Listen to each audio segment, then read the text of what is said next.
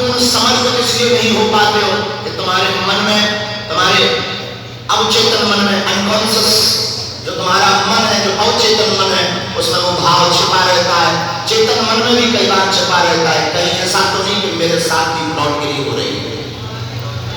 इसलिए मेरे पागलों, हम तुम्हें दरबार में चमत्कार दिखाने के लिए नहीं बुलाते हैं। ये बात तो तुम दिमाग से निकाल देना कि हम तुम्हें पर्चा बनाने के लिए या तुम्हारा पर्चा बनवाने के लिए या तुम्हें चमत्कार दिखाने के लिए बुलाते हैं।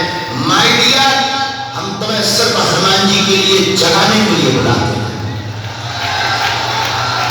क्योंकि अगर तुम जाग जाओगे, अगर तुम्हारे अंदर के परमात्मा जाग जाएंगे, अगर तुम हनुमान जी के हो जाओगे, हमें इतना पता है फिर इस भारत में तुम्हारी आने वाली पीढ़ी दर पीढ़ी, तुम्हारी परंपरा के लोग, तुम्हारे बच्चे, तुम्हारी संतति, तुम्हारे नाती पोते और तुमसे जुड़े हुए लोगों को फिर दर दर दरबार में नहीं भटकना पड़ेगा।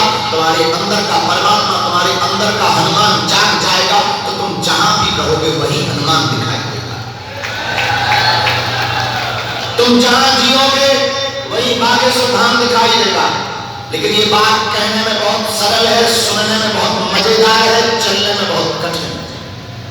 ठीक ऐसी है चाय का लक्षण बता करके चाय को बनाना जितना कठिन है, फिर पीना उतना ही मजेदार होता है।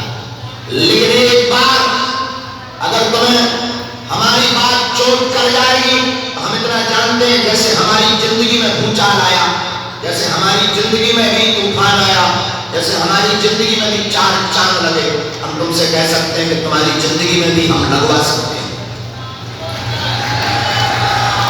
और एक बात ये तो तुम अपने दिमाग से निकाल ही लेना कि हमें तुमसे कोई अपेक्षा है। हमें तुमसे सिर्फ एक अपेक्षा है कि तुम हनुमान जी के हो जाओ।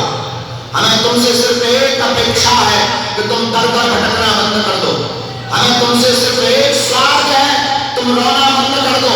हमें तुमसे सिर्फ एक स्वार्थ है,